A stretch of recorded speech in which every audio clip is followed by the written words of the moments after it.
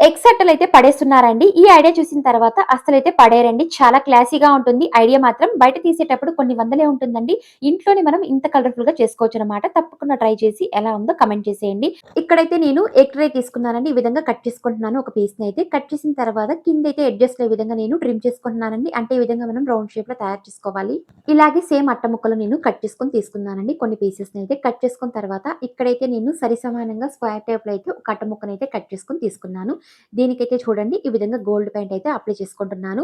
Apply చేసి ఆరించుకున్న తర్వాత చూడండి ఇక్కడైతే నేను ఈ విధంగా ఫెవి బాండ్ అయితే యూజ్ చేస్తున్నానండి. వీటినైతే అంటించుకోవడానికి ఒకటి వెనకాల ఒకటి విధంగా మనం వరుసగా అంటించుకొని రావాలన్నమాట. ఈ ఫెవి బాండ్ అయితే యూజ్ చేసి ఇలా ఆరించుకున్న తర్వాత చూడండి వీటికైతే నేను బ్లాక్ పెయింట్ అయితే అప్లై చేసుకుంటున్నాను. మీకు కావాలంటే మల్టీ కలర్స్ కూడా అప్లై చేసుకోవచ్చండి. బ్లాక్ అయితే చాలా క్లాసీగా ఉంటుంది.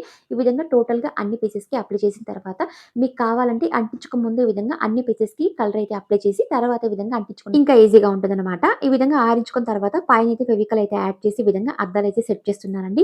వీటి చుట్టూరున కూడా ఈ విధంగా వైట్ పాయింట్ సహాయంతో ఈ విధంగా నేను లైన్స్ అయితే వేసుకుంటున్నాను 4 వైపులా. అంతే ఏంటి చాలా చక్కటి ఒక వాల్ డెకర్ అయితే తయారు చేసుకున్నామండి. దీనైతే ఈ విధంగా నేను డబుల్ సైడ్ టేప్ సహాయంతో హ్యాంగ్ చేసుకున్నానండి. అంతే ఏంటి చాలా కలర్‌ఫుల్‌గా ఉంది. అంతే కాకుండా క్లాసీగా ఉందండి.